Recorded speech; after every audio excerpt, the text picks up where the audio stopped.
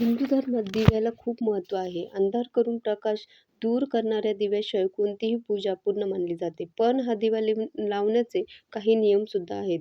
मग कोणते आहेत दिवा लावण्याचे नियम? चला जाणून घेऊया. देवाच्या पूजेसाठी तूप, तेल इत्यादी टाकून दिवा लावला जातो.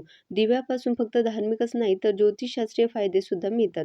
कोणताही समारंभ असो किंवा जन्म-मृत्यूचा प्रसंग असो, दिव्याचं नातं आपल्याशी घट्ट जोडलेला आहे. धर्म, जात किंवा कोणतीही असो, मग तो दिवा पणतीच्या रूपात असो किंवा मेणबत्तीच्या रूपात, तो पूजनीय मानला जातो. पण दिवा लावण्याचे काही नियम आहेत, त्याचं पालन केलं गेलं पाहिजे.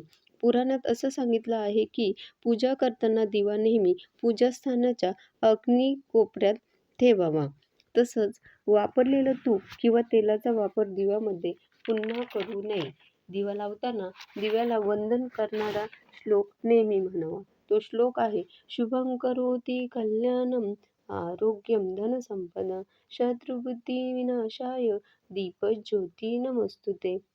असं मानलं जातं की रोज संध्याकाळी घराच्या मुख्य प्रवेशद्वारावर दिवा लावल्याने घराची देवी लक्ष्मी प्रसन्न होते.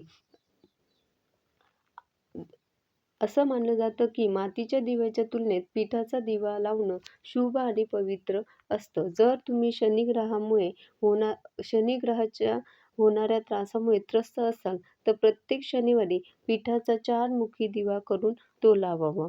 पिंपळाच्या झाडाखाली हा उपाय केल्याने तुम्हाला नक्कीच फायदा होईल. धन्यवाद.